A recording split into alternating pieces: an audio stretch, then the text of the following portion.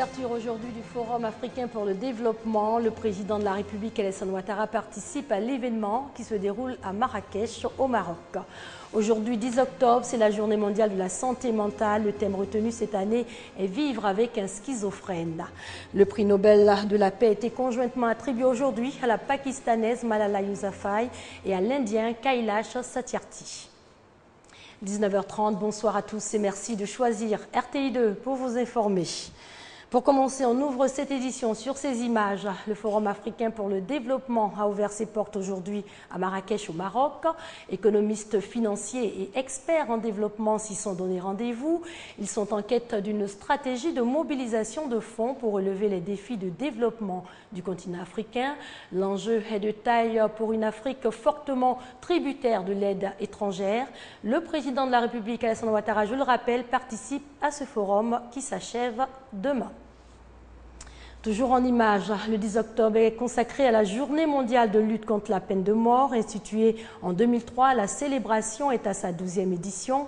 Selon Amnesty International, 778 exécutions ont eu lieu en 2013, tandis que 23 392 personnes sont sous le coup de cette sentence capitale. Une autre thématique est mise en exergue aujourd'hui, 10 octobre. Il s'agit de la Journée mondiale de la santé mentale. Elle a été célébrée pour la première fois en 1992. Mettre en place des systèmes de soins efficaces pour les personnes atteintes de troubles mentaux et neurologiques, leur donner les moyens de se prendre en charge, ce sont là quelques défis à relever. Le thème retenu cette année est « Vivre avec un schizophrène ». On évoque à présent cette visite inopinée du comité de lutte contre le trafic illicite et la contrefaçon de médicaments au quartier Roxy dans la commune d'Adjamé. Le Cotramed y a effectué une saisie de plus de 16 tonnes de médicaments illicites. Le reportage de Serge Gangomé. Les commerçants de médicaments illicites ont désormais le sommeil troublé. Le Cotramed, c'est-à-dire le comité de lutte contre le trafic et la contrefaçon des médicaments, a décidé de les traquer jusqu'à leur dernier retranchement. Ce comité, constitué d'agents de la police nationale, de la gendarmerie, des FRC et des douanes, a surpris ce jeudi les commerçants de Roxy. 16,7 tonnes de médicaments ont été saisis par le Cotramed. La plupart des Ivoiriens connaissent Roxy. Roxy, c'est un très grand marché et c'est certainement le plus grand marché de vente de médicaments à Abidjan. Il y a peut-être d'autres sites, mais en tout cas Roxy est la référence en matière de vente de médicaments illicites. Donc en commençant par Roxy, je pense que c'est un signal fort que nous donnons à ceux qui se livrent à ce type d'activité. Cette répression n'a pas pour objectif d'appauvrir les commerçants ou de les empêcher de gagner le pain quotidien. Il vise à garantir la santé des populations. Les conditions de conservation de ces médicaments ne sont pas garanties. Et l'origine de ces médicaments n'est pas toujours connue. Et donc pour nous, on ne peut pas permettre que les populations s'adonnent à la consommation de ces médicaments qui sont à la base parfois de problèmes de santé. Je profite pour lancer un appel à ces vendeuses et leur dire que nous n'avons pas intérêt à s'attaquer à elles.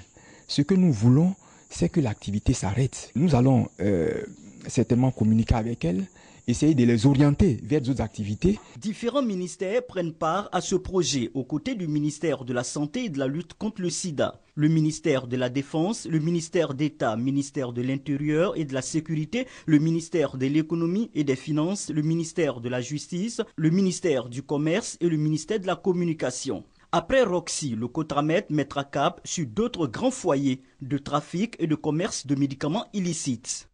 Le reportage de Blon-Serge Gangomé.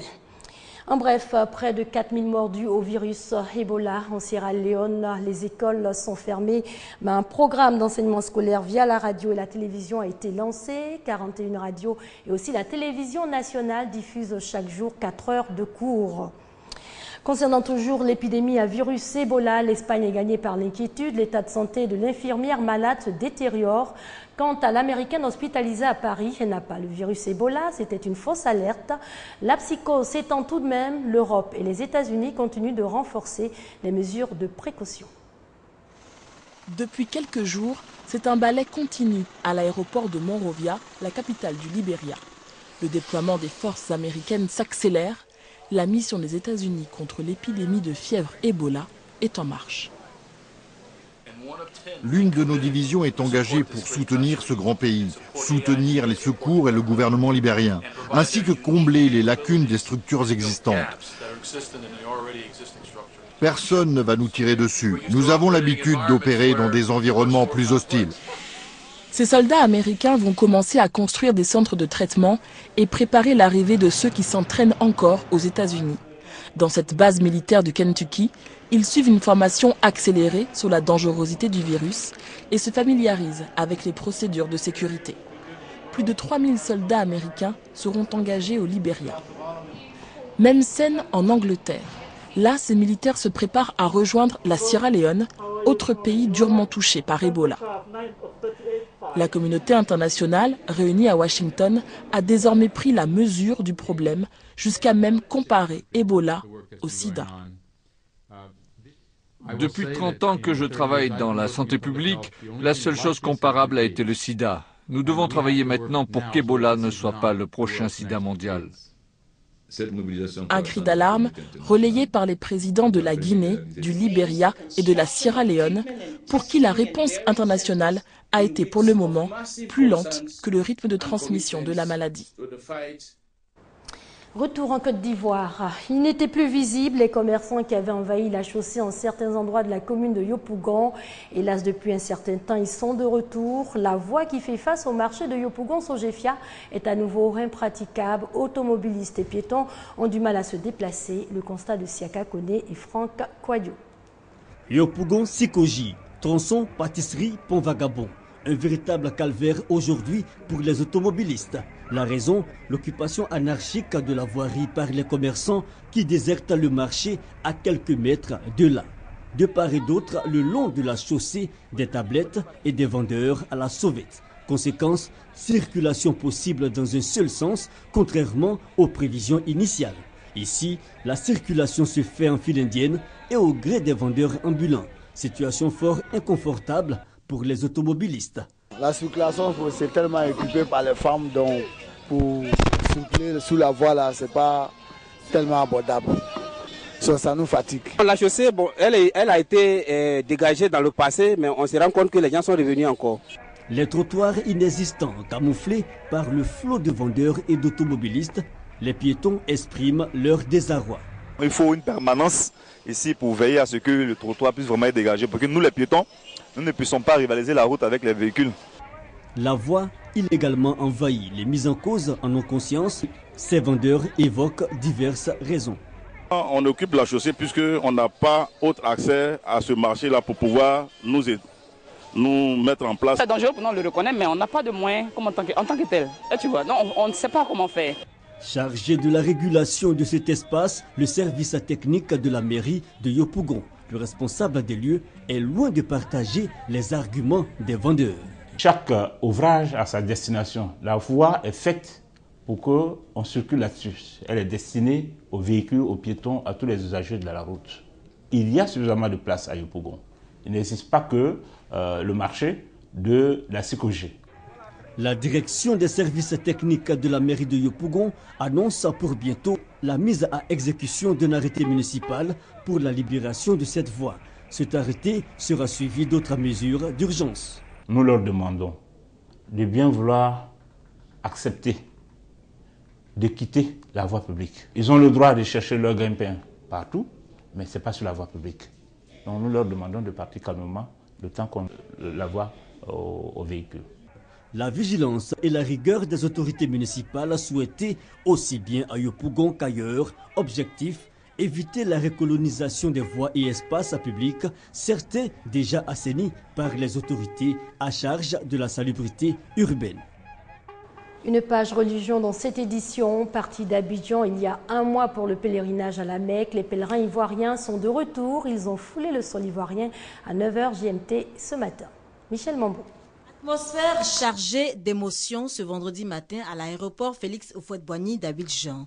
Les premiers pèlerins ivoiriens sont de retour après un mois passé en Terre Sainte. Parents et amis sont sortis nombreux pour les accueillir. Ils espèrent surtout être les premiers à bénéficier de leur bénédiction. C'était une grande épreuve, mais c'est une épreuve enrichissante. En tout cas, nous sommes heureux de vous retrouver aussi. Nous avons fait des bénédictions pour tout le monde, pour le pays, pour les responsables de ce pays, bien sûr. Ce que nous souhaitons, c'est que le chemin de la Mecque soit ouvert à tous les musulmans. Ce premier contingent comprend plus de 400 fidèles musulmans. Cette année, environ 5600 fidèles étaient candidats au Hajj, 5e pilier de l'islam.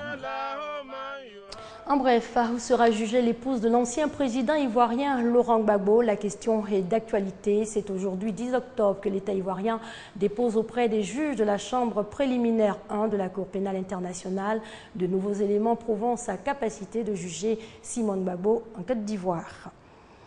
En Centrafrique, au moins 7 personnes ont été tuées et 25 autres blessées depuis mardi dans des violences intercommunautaires. Un soldat de la force onusienne a été tué hier, déjà secoué par une crise sécuritaire. La capitale centrafricaine s'installe en plus dans la crise politique. Anti-Balaka et anciens rebelles de la Séléka occupent les rues.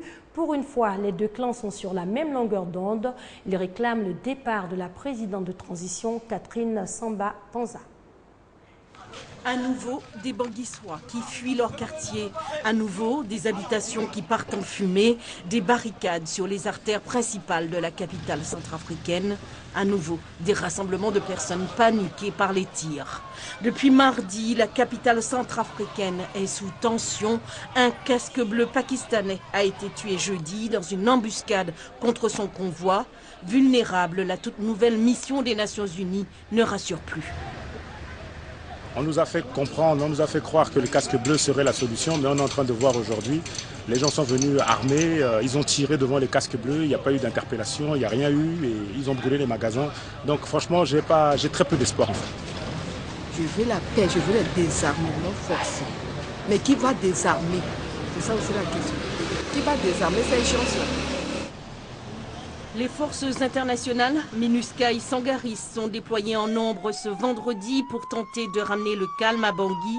Depuis mardi, au moins 9 personnes ont été tuées. Point de départ de ces nouvelles violences, la mort d'un motard musulman. Le pouvoir accuse les anti-Balaka. Cette milice chrétienne demande ce vendredi à tout ministre se réclamant d'elle de quitter le gouvernement pour forcer Catherine Samba Panza a démissionné. La présidente de la transition est de plus en plus critiquée. Parfois, dans son propre camp, il se dit que l'accord de cessation des hostilités signé à Brazzaville en juillet tarde à entrer en application. Et le prix Nobel de la paix a été conjointement attribué aujourd'hui à la Pakistanaise Malala Yousafzai et à l'Indien Kailash Satyarthi. Une reconnaissance pour le combat mené contre l'exploitation des enfants et le droit de ceux-ci à l'éducation. Malala, 17 ans, devient la plus jeune lauréate de l'histoire à recevoir ce prix. La cause des enfants récompensée par le comité norvégien. Le prix Nobel de la paix a été conjointement attribué vendredi à la jeune pakistanaise Malala Yousafzai et à l'Indien Kailash Satyarthi. Bête noire des talibans, Malala incarne le droit des filles à l'éducation à travers le monde. À 17 ans, elle devient la plus jeune lauréate de l'histoire du Nobel, 2 ans après avoir été victime dans son pays d'une tentative d'assassinat. Moins connu du grand public, Kailash Satyarthi, âgé de 60 ans, défend les enfants et les femmes réduits en esclavage dans les usines indiennes. Un Nobel qui prend un relief particulier après l'enlèvement en avril dernier au Nigeria de 276 lycéennes par le mouvement islamiste Boko Haram. Et avant de clore cette édition, en bref, éliminatoire de la CAN 2015, la République démocratique du Congo reçoit la Côte d'Ivoire demain samedi en match de la 3e journée du groupe D. Le match retour se déroulera mercredi à Abidjan. C'est ici que l'on s'arrête pour cette édition. Excellente soirée sur les antennes de la RTI, la marque du service public.